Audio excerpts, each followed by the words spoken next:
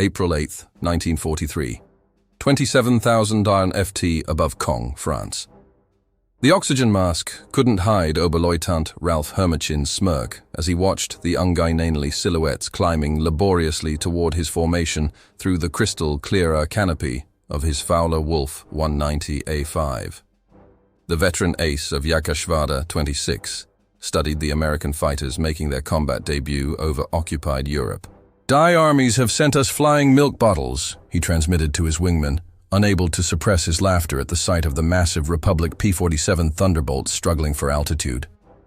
Below them, 16 P-47C Thunderbolts of the 4th Fighter Group lumbered upward in tight formation, their 2,000 horsepower Pratt & Whitney R2800 double Wasp engines straining against their 7-ton weight. To German pilots accustomed to the sleek Spitfires and nimble Soviet fighters, these corpulent American machines appeared almost comical. Barrel-shaped fuselages topped with greenhouse canopies, wings that seemed too small for their massive bodies, propellers that dwarfed anything in the Luftwaffe inventory. What Hermisen didn't know, what none of the German pilots circling like wolves above could have imagined, was that they were witnessing the arrival of the weapon that would systematically destroy the Luftwaffe's fighter arm. Within 18 months, these flying milk bottles would transform from objects of derision into instruments of terror, their 8.2 Browning machine guns becoming the most feared sound in German skies. The mathematics of destruction were already loaded in those broad wings. 3,400 rounds of ammunition, a combined rate of fire of 6,000 rounds per minute, enough concentrated firepower to saw a messes in half in less than 2 seconds. The transformation began that April morning when Major Donald Barley, commanding the 335th Fighter Squadron, spotted the German formation positioning for attack. The former Eagle Squadron veteran, who had transferred from RAF Spitfires just weeks earlier, understood what his men didn't yet know, that survival in the P-47 required abandoning everything they thought they knew about air combat. The Thunderbolt represented a radical departure from conventional fighter design philosophy. While the Germans had pursued lightweight interceptors optimized for climb and turn performance, Republic aviation had created something unprecedented, a high-altitude juggernaut that used mass, power, and firepower to redefine the rules of aerial warfare. Among the 56 American pilots spread across the French sky that morning were men who would become legends, future aces whose names would strike fear into Luftwaffe hearts. But on April 8, 1943, they were novices in an untested machine, facing the most experienced fighter force in the world. The Germans had been fighting continuously since 1939 with veterans of Poland, France, Britain, and Russia. The Americans had been in combat for exactly 0 days. This story is about how industrial logic defeated tactical brilliance, how quantity and quality merged into overwhelming superiority, and how German pilots' laughter turned to terror as they discovered what synchronized Browning machine guns could do to an aircraft at 400 YD. The Republic P-47 Thunderbolt had emerged from a June 1940 panic. As German fighters swept across France, Alexander Kartver, Republic Aviation's Georgian-born chief designer, received urgent specifications from the U.S. Army Air Corps. They wanted a high-altitude interceptor capable of matching the Luftwaffe's best. What Cartelli designed instead was a monster that redefined the possible. "It will be a dinosaur," Cartelli admitted to his design team, "but it will be a dinosaur with good proportions." The XP-47B prototype that first flew on May 6, 1941, shocked everyone who saw it. At 19,900 empty, it weighed 65% more than its predecessor, the P-43 Lancer. The massive turbo supercharger system, with its complex ducting running through the rear fuselage, gave it an almost pregnant appearance. Test pilots approaching it for the first time invariably asked the same question: "This thing actually flies?" Not only did it fly, it flew like nothing else at altitude. The Pratt & Whitney R2800 double Wasp engine, an 18-cylinder radial producing 2,000 horsepower, could maintain full power at 27,000 FT, where German fighters gasped for air. The turbo supercharger, fed by exhaust gases, delivered sea-level performance in the stratosphere where the air was too thin for conventional superchargers.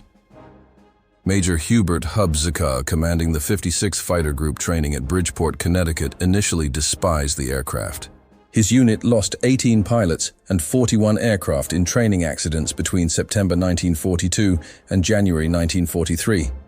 The P-47 killed more Americans in training than Germans would in the first months of combat. It ground looped on landing, torque rolled on takeoff, and dove with such enthusiasm that pilots discovered compressibility, their controls freezing as shock waves formed on the wings. But those who mastered it discovered something extraordinary. Lieutenant Robert Johnson, a farm boy from Oklahoma who would become one of America's top aces with 27 victories, described his first flight. It was like strapping yourself to a locomotive. The power was unbelievable. You didn't fly it, you aimed it. The first combat encounters in April and May 1943 confirmed every German prejudice. The P-47s couldn't turn with the Fowler-Wolf 190s, couldn't climb with the Messid 109s, couldn't match their nimble handling at medium altitudes. Luftwaffe pilots quickly developed tactics to exploit these weaknesses, attacking from below where the heavy Thunderbolt struggled, forcing turning fights where agility mattered more than firepower. Hutchman Isef Pips Prille, commanding officer of Yakashvada 26, reported to headquarters after his first encounter. The new American fighter is meat for the slaughter. It flies like a truck, turns like a freight train, and climbs like a pregnant cow. Our boys are calling them Indiana, fat targets pretending to be warriors. The statistics seem to confirm German confidence. In their first month of operations, the American fighter groups lost 14 Thunderbolts for only 3 confirmed German kills. The RAF, observing from their Spitfire squadrons, quietly suggested the Americans might reconsider their choice of mount. British pilots joked that the best evasive maneuver in a P-47 was to unstrap and run around the roomy cockpit. But something strange was happening in those early encounters that German intelligence failed to notice. The P-47s that were shot down had absorbed incredible punishment before falling. One aircraft returned from a May 4th mission with 21 cannon holes and over 100 machine gun strikes. Damage that would have disintegrated a Messerschmitt or Spitfire. The massive radial engine lacking vulnerable coolant systems shrugged off hits that would have stopped a liquid-cooled fighter cold. More significantly, when P-47s did get their guns on target, the results were catastrophic. The Thunderbolt's weapons battery created a convergence zone of destruction that German pilots had never experienced. Unlike the rifle-caliber weapons of early warfighters or the cannon with limited ammunition, the American fighter could maintain sustained fire for over 30 seconds, an eternity in aerial combat. The event that would begin changing German perceptions occurred on June 26, 1943, over Lazo, France. It involved 2nd Lieutenant Robert S. Johnson of the 61st Fighter Squadron and an encounter that would become legendary on both sides of the conflict. Johnson's formation of 48 P-47s was returning from escort duty when they were bounced by 16 Fowler-Wolf 190s from 2 Agges 26, led by headman Wilhelm Ferdinand Galland, younger brother of the famous Adolf Galland. The Germans executed a perfect attack, diving from the sun with overwhelming speed advantage. Johnson's Thunderbolt, flying at the rear of the formation, was caught in the crossfire of multiple attackers, taking catastrophic damage in the first seconds of combat. 120 mm cannon shells exploded across his aircraft. The canopy shattered, hydraulic fluid sprayed into the cockpit. The engine cowling was torn away, and fire erupted behind the instrument panel. Johnson, wounded in the nose and leg by shrapnel and bullet fragments, tried to bail out, but discovered the canopy was jammed. A 20 mm shell had exploded in the canopy track, welding it shut. He was trapped in a dying aircraft at 27,000 FT. What happened next defied every assumption about combat damage tolerance. Despite having no forward visibility through the oil-covered windscreen, a barely functioning engine that shook violently, and controls that responded only intermittently, Johnson managed to level the aircraft and point it toward England. The P-47 continued flying with damage that would have reduced any other fighter to falling debris. Then it got worse. A lone Focke-Wulf, 1 HAB-190 flown by an unknown pilot from 2 JG-26, discovered the crippled Thunderbolt limping toward the channel at less than 170 mm. Historical research has never definitively identified this pilot, though several names have been proposed based on German combat reports from that day. What followed was one of the most extraordinary encounters in aerial warfare history. The German pilot positioned himself behind Johnson's P-47 and opened fire with his 420mm cannon and two 13mm machine guns. Johnson, unable to evade, could only huddle behind his armor plate and pray. The Thunderbolt absorbed the entire cannon ammunition load. Then the German repositioned and fired again, this time with only his machine guns. The cannon ammunition exhausted, the German pilot pulled alongside, staring in disbelief at the flying wreck. Johnson could see his face clearly, young, blonde, his expression shifting from confidence to confusion to something approaching fear. The German repositioned and emptied his remaining machine gun ammunition into the Thunderbolt. Still, it flew. He pulled alongside again, shook his head in apparent amazement, gave an informal salute, and peeled away, presumably out of ammunition. Johnson's P-47 landed at Manston with its engine failing on the runway. The crew chief stopped counting bullet holes after reaching 200. One cannon shell had exploded inches from Johnson's head. Another had detonated against the armor plate behind his seat. The engine had taken direct hits. The control cables were partially severed. 3 of the 4 main longerons, the structural backbone of the fuselage, were shot through. Yet, the aircraft had brought him home.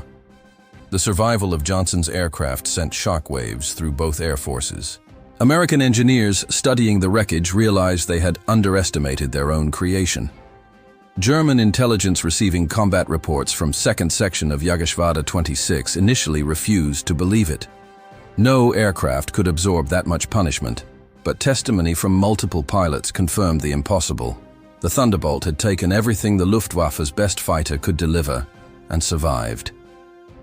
By July 1943, American pilots were learning to exploit the P-47's true strengths. Lieutenant Colonel Hubert Zehner, the 56th Fighter Group commander, had discovered the secret through brutal trial and error. Don't turn with them. Don't climb with them at low altitude. Use your weight. Use your power. Use your guns. The Thunderbolt's massive weight, initially seen as a disadvantage, became a weapon. In a dive, nothing could catch it. From 30,000 ft, a P-47 could reach 550 mph faster than any German fighter could achieve, even in a vertical dive.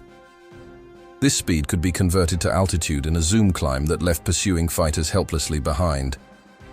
Captain Walker Bard Mahurin, who would become one of the first American aces in Europe, developed what became known as the boom and zoom tactic, though pilots called it the Thunderbolt turkey shoot. Instead of engaging in traditional dogfights, P-47 formations would climb to 30,000 ft, higher than German fighters could effectively operate. When Luftwaffe fighters appeared below, the Thunderbolts would roll inverted and dive, reaching speeds that made deflection shooting impossible for defending Germans.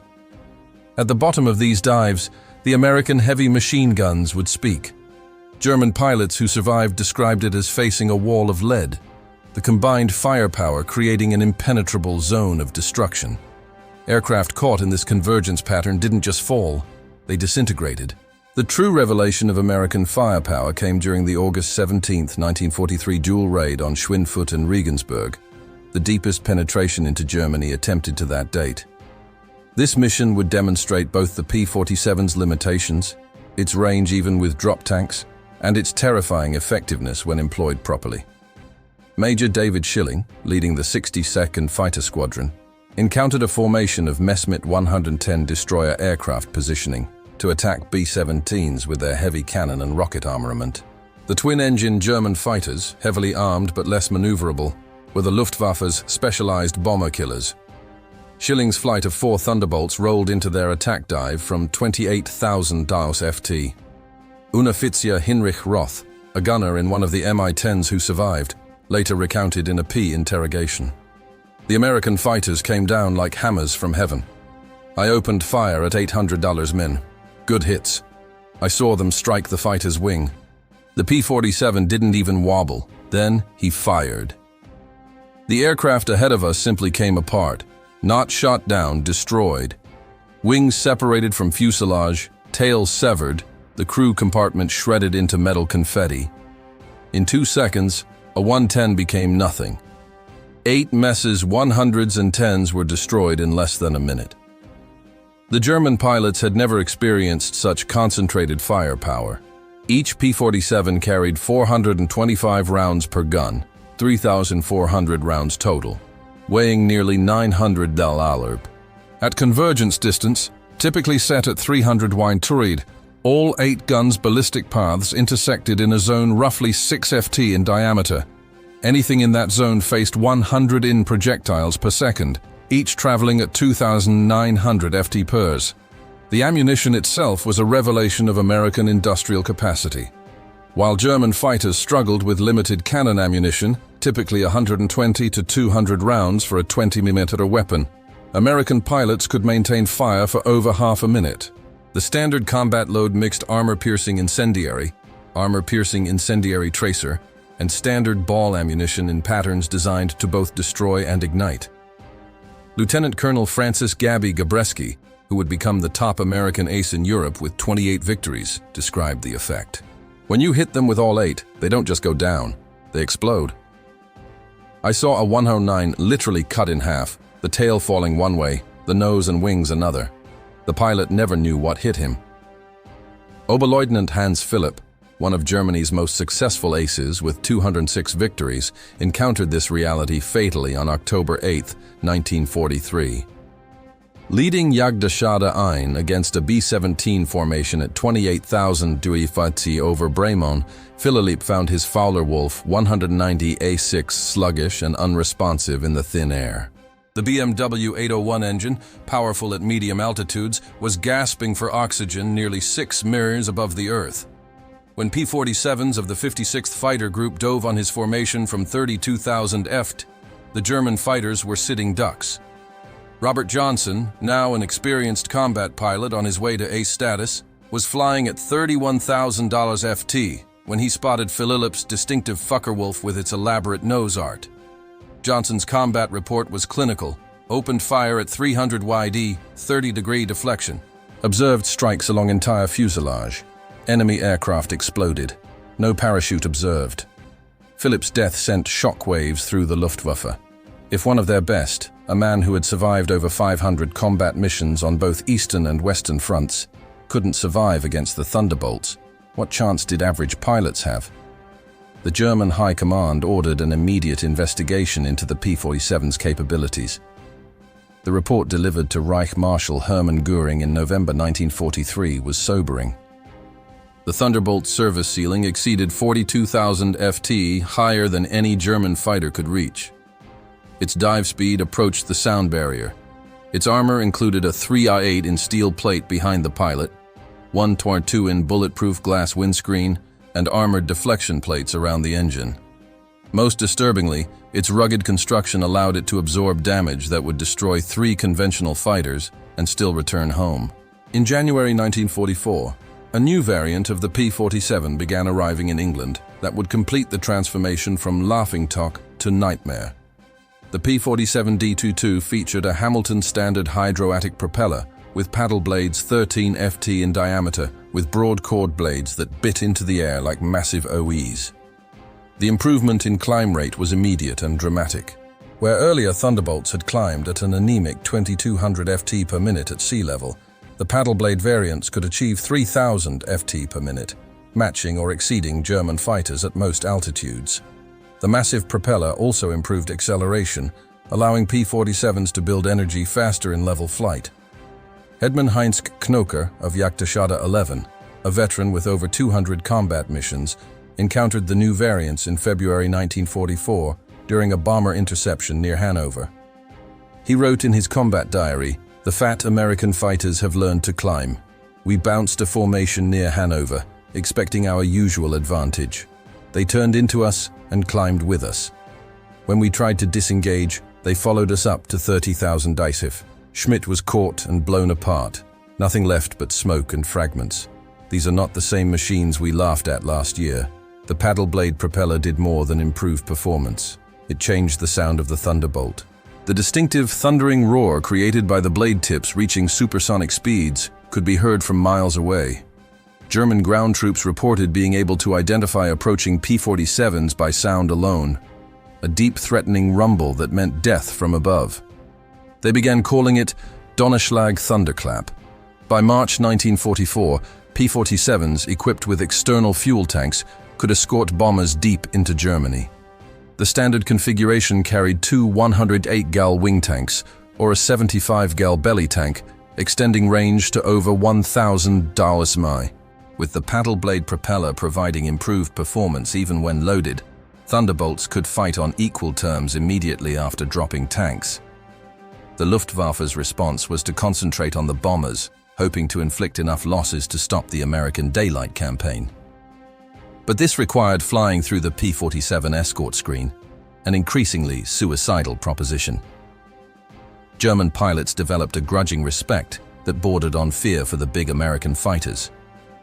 Major G.A. Rahl, one of Germany's top aces with 275 victories, mostly on the Eastern Front, survived an encounter with P-47s on March 6, 1944, that left him badly wounded. He later recalled in a post-war interview, "We saw them above us, fat silhouettes against the sun. Someone laughed and said, 'Here come the flying pigs.' Nobody was laughing 30 seconds later. They came down like an avalanche, faster than we could react. The first pass destroyed 3 of our fighters, just gone, transformed into burning debris. Their guns didn't fire in bursts like ours. They poured out solid streams of fire. Getting caught in that stream meant instant death." The escort missions revealed another P-47 advantage: endurance. While German fighters operated at maximum power settings that consumed fuel rapidly, the big American radials could cruise efficiently at high altitude. Thunderbolts could remain with the bombers for hours, rotating top cover while maintaining enough fuel for combat and return. As more P-51 Mustangs arrived to take over long-range escort duties in spring 1944, P-47 units increasingly focused on ground attack, a role that would make them the most feared aircraft in the German arsenal. The transition began in earnest in April 1944, as the Allies prepared for the invasion of France. The Thunderbolt's heavy machine gun battery proved equally effective against ground targets. The standard armor-piercing incendiary ammunition could penetrate the top armor of most German vehicles, while the sheer volume of fire could destroy soft targets in seconds. A 2-cond burst put 160 half-inch projectiles into a target area the size of a truck. But it was the addition of bombs and rockets that transformed the P-47 into a true multi-role monster. The D-25 variant could carry 2 1,000 lb bombs under the wings and a 500-pounder under the fuselage, a bomb load equal to early war medium bombers. Later variants added zero-length rocket stubs for 10-5 in high-velocity aircraft rockets, HVRs, each equivalent to a 105mm artillery shell. Oberst Hans von Luck, commanding the 125th Panzer Grenadier Regiment during the Normandy campaign, experienced P-47 ground attacks firsthand. They came in low, so low you could see the pilots' faces. The sound was terrifying. Engines roaring, rockets screaming. Then the hammer of those heavy machine guns. A column of our truck simply ceased to exist. 20 vehicles transformed into burning wreckage in one pass. The psychological effect on the men was devastating. They called them J-boats, fighter bombers. But these were something beyond that. They were flying artillery with the accuracy of snipers. On June 6, 1944, the Luftwaffe discovered how completely the balance of power had shifted. Over 500 P-47s provided air cover for the invasion, creating an impenetrable umbrella over the beaches. German fighters attempting to reach the landing zones were massacred. Oberleutnant Wolfgang Fischer of Jagdgeschwader, one of only 3 German pilots to reach the beaches that day, reported the sky belonged to the Americans. Thunderbolts were stacked from sea level to 30,000 WWII. We tried to break through at dawn. 12 fighters from our grouper. I was the only one to return. The P-47s were waiting at every altitude. You couldn't climb over them, couldn't dive under them. Their guns turned our fighters into aluminum rain. In the weeks following D-Day, P-47s systematically destroyed German movement in daylight. The statistics were staggering. In June alone, 9th Air Force Thunderbolts claimed 651 locomotives, 3,147 trucks, 512 tanks and armored vehicles, and 4,553 horse-drawn vehicles destroyed. The Wehrmacht was forced to move only at night, severely hampering their ability to respond to Allied advances. The Germans tried everything to counter the Thunderbolt threat. They reinforced vehicle armor, deployed more anti-aircraft guns, developed new camouflage techniques. Nothing worked. The P-47's combination of speed, armor, and firepower made them nearly unstoppable. Even the feared 88mm flak guns struggled to track the fast-moving fighters at low altitude. While devastating Europe, the P-47 was simultaneously proving its worth in the Pacific theater. The 348th Fighter Group operating from New Guinea discovered that the Thunderbolt's qualities were perfectly suited to the vast distances and harsh conditions of the Pacific War. Colonel Neil Kirby, commanding the 348th, developed tactics specifically for the Pacific. On October 11, 1943, Kirby led 4 P-47s against 40 Japanese aircraft over Wewak, shooting down 6 enemy planes himself in a single mission, earning him the Medal of Honor. The Japanese, accustomed to fighting nimble but fragile American fighters, were unprepared for the P-47's combination of firepower and durability. Japanese ace Saburo Sakai, who encountered P-47s over New Guinea, later wrote, "We called them monsters. Our 20mm cannon, which could destroy a P-40 with a few hits, seemed to have no effect.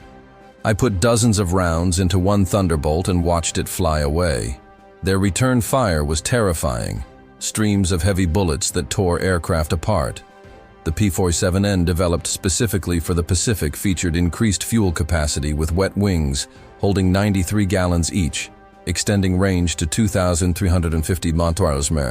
This variant would escort B-29s to Japan, proving that the short-legged fighter of 1943 had evolved into a true long-range weapon. Perhaps the ultimate vindication of the P-47's evolution came in its encounters with German jet fighters. The Messerschmitt Mi-262, with its 540 mph top speed, should have been untouchable by propeller-driven fighters. But Thunderbolt pilots discovered they could catch jets in 2 situations: during takeoff and landing, when jets were most vulnerable, and in high-speed dives from altitude. Diving from 28,000 ft, Mir's Thunderbolt reached speeds approaching 500 mph, fast enough to catch the jet in level flight. The jet pilot, confident in his speed advantage, never saw the diving P-47 until Mir's guns opened up at 400 YD. Mir's combat report noted, "The enemy aircraft disintegrated under fire. Large pieces, including both engines, separated from the fuselage. The pilot did not escape. The concentrated fire of 850 caliber guns proved more effective than we anticipated against jet aircraft." By early 1945, specialized P-47ME variants were deployed specifically to counter German jets and V-1 flying bombs. With water methanol injection boosting power to 2,800 horsepower and refined aerodynamics, these ultimate Thunderbolts could reach 470 mph in level flight at 30,000 ft, fast enough to intercept even jets under certain conditions. Major George Bostwick, commanding the 63rd Fighter Squadron equipped with P-47s, shot down 2 M262s in March 1945. His tactical report emphasized firepower over speed. "The jets are faster, but they can't turn, and they can't take punishment. One good burst from our battery, and they come apart like they're made of paper. They have to slow down to attack bombers. That's when we get them." The ultimate demonstration of American industrial might came during Operation Bodenplatte, the Luftwaffe's desperate attempt to destroy Allied air power on January 1, 1945. Nearly 900 German fighters, including their best remaining pilots, launched surprise attacks on Allied airfields across Belgium and the Netherlands. At Y-34 airfield near Metz, home to the 365th Fighter Group's P-47s, the attack initially succeeded. German fighters destroyed 22 Thunderbolts on the ground along with several other aircraft. A captured German pilot brought to the command post pointed at the burning aircraft and taunted, "What do you think of that?" Major George Brooking's response became legendary throughout the 9th Air Force. He pointed to the flight line where ground crews were already pushing damaged aircraft aside and preparing hard stands for replacements. By tomorrow, we'll have 40 new ones. How long will it take you to replace your pilots? The German pilot's smirk disappeared. Within 48 hours, factory-fresh P-47 D-40s filled the flight line. Flown in from depots in England, the Luftwaffe lost 271 aircraft and 213 pilots in Bodenplatte, including many irreplaceable instructors and squadron leaders. These losses they could never replace. The Americans lost 134 aircraft total across all attacked airfields, all replaced within a week. The numbers told the story of inevitable defeat. Republic Aviation produced 15,683 P-47s during the war, more than any other American fighter. At peak production, the Farmingdale factory on Long Island completed one Thunderbolt every hour around the clock. The Evansville plant in Indiana, built from empty farmland in 1942, was producing 500 aircraft per month by 1944.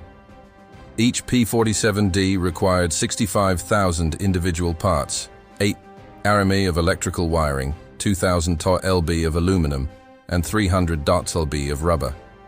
The engine alone contained 2,400 individual components machined to tolerances of thousandth of an inch.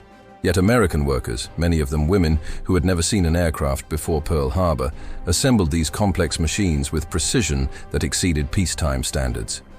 The ammunition production was equally staggering. Each P-47 sortie required 3,400 rounds of .50 caliber ammunition, with hundreds of Thunderbolts flying daily missions. Ammunition consumption exceeded 10 million rounds per month by mid-1944. The Lake City Arsenal in Missouri, one of several ammunition plants, produced 30 million rounds monthly. Each cartridge was manufactured to tolerances measured in 10,000 of an inch, ensuring reliable feeding through the synchronized gun mechanisms. The fuel consumption was enormous. Each Thunderbolt burned 100 gall per hour in normal flight, up to 300 gall in combat with water injection engaged. The 9th Air Force alone consumed over 25 million gallons of aviation fuel monthly by late 1944. All of it shipped across the Atlantic in tankers that were themselves products of American mass production. Even more impressive than aircraft production was pilot training. By 1944, the United States was graduating 30,000 pilots annually from advanced training, more than Germany had trained in the entire war. Each P-47 pilot received a minimum of 400 hours of flight training before entering combat, including 100 hours in advanced fighters. German pilots, by contrast, were entering combat with less than 100 hours total time by war's end. The quality showed in combat. American pilots arrived in Europe trained in formation flying, instrument navigation, gunnery, and tactics.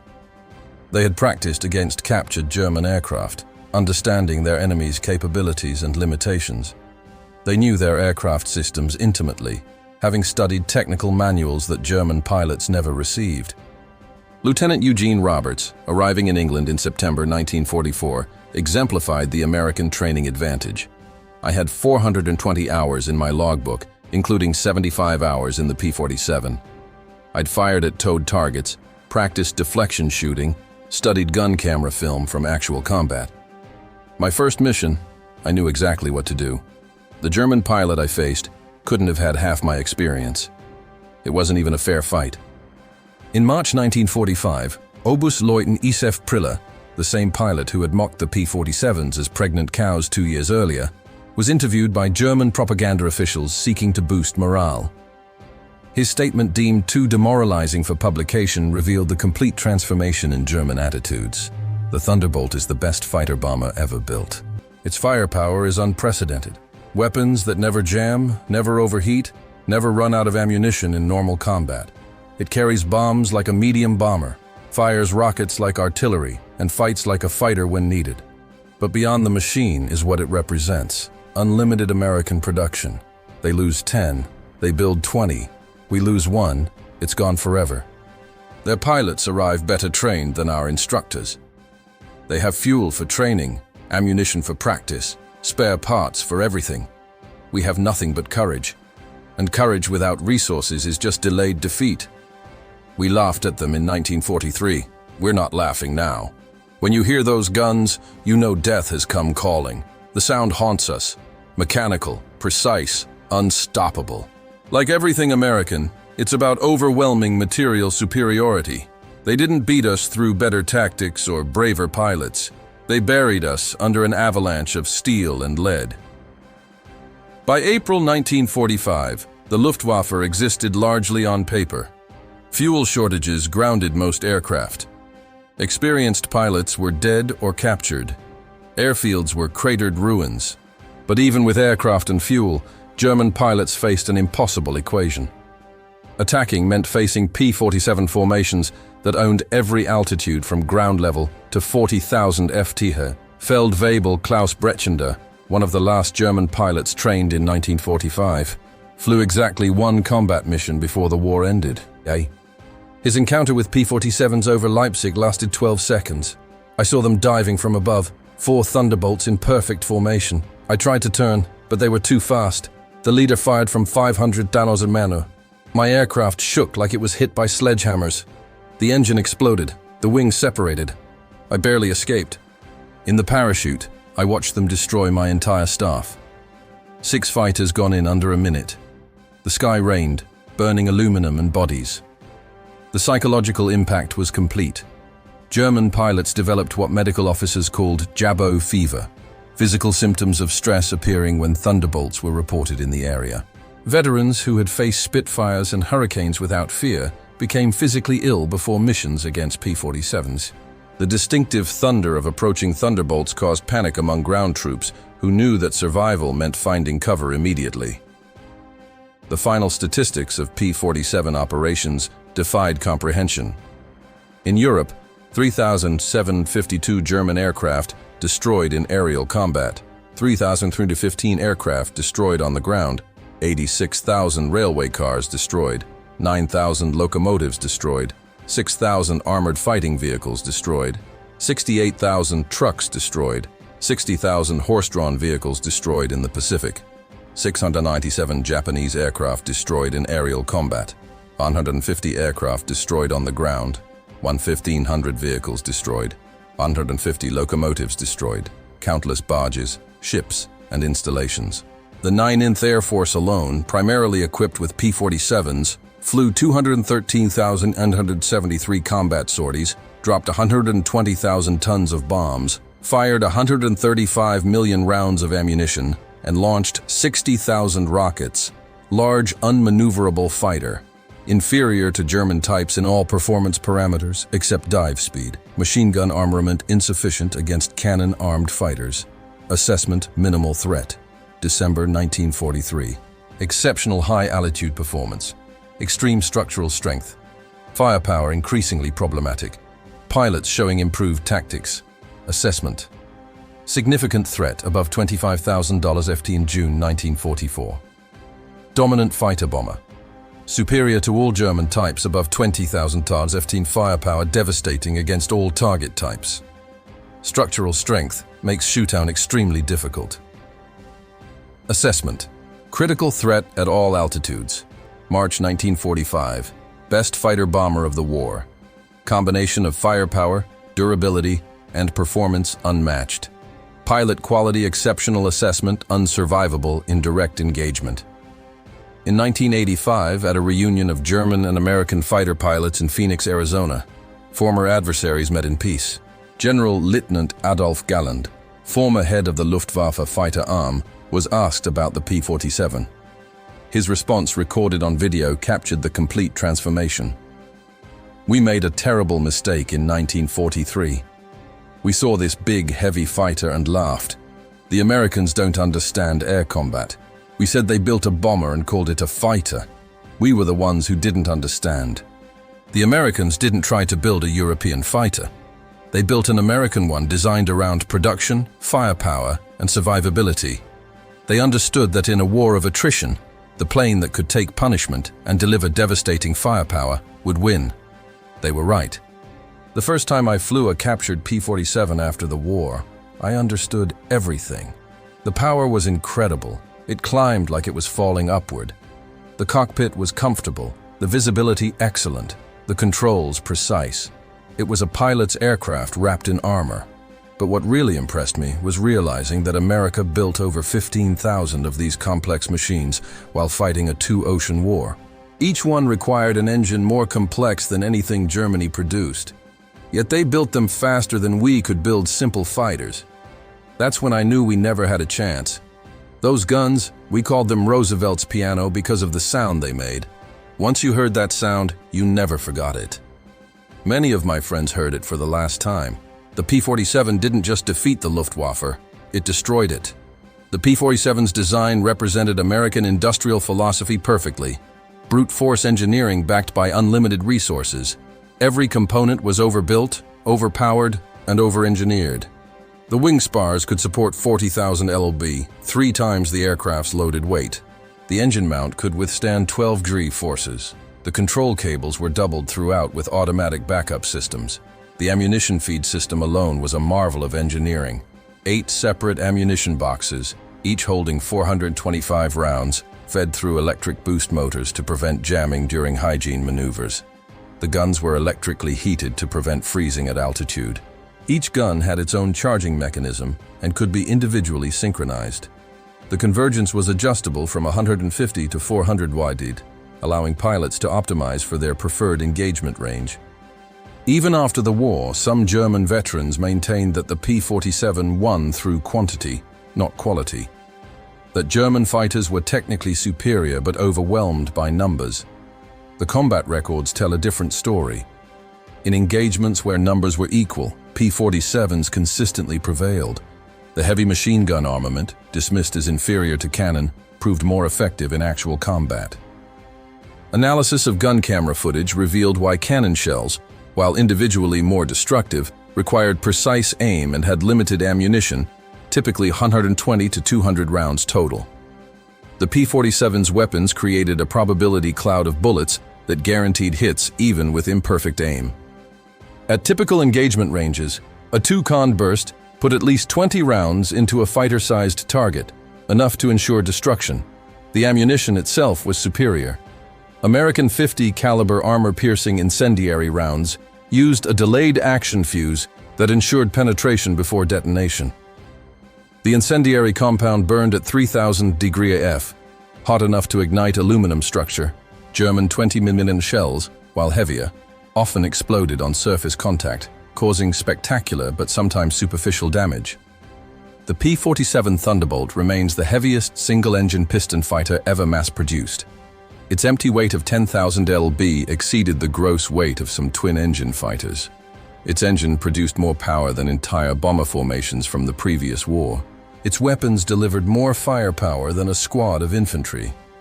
Yet, it was built by the thousands, flown by kids barely out of high school, and maintained under combat conditions by mechanics who learned their trade in weeks. The transformation of German opinion from mockery to terror took less than 2 years. In that time, the flying milk bottle became the most feared aircraft in the Luftwaffe's experience. Veterans who had faced Spitfires, Hurricanes, and Soviet Yaks without flinching spoke of P-47s in hushed tones decades after the war. At the United States Air Force Museum in Dayton, Ohio, a restored P-47D sits among other legendary fighters. Its placard lists specifications and battle honors, but the real story is told by a small display case containing spent .050 caliber shells and a strip of gun camera film showing a Fawley-Wolf 190 disintegrating under fire. Below the display is a quote from an unnamed German pilot taken from a 1945 interrogation report. We laughed when we first saw them. Fat, ugly American fighters that couldn't turn, couldn't climb, couldn't fight. We stopped laughing when we realized they didn't need to turn or climb. They just pointed those guns at you, and you ceased to exist. The laughter died with our comrades. The P-47 Thunderbolt entered combat as an object of derision and ended the war as an instrument of annihilation. In between, 8 synchronized Browning machine guns rewrote the rules of aerial warfare and buried the Luftwaffe under an avalanche of lead. German pilots had laughed at the ungainly American fighter in April 1943. By May 1945, there were no German pilots left to laugh. The thunder had spoken, and the sky belonged to America.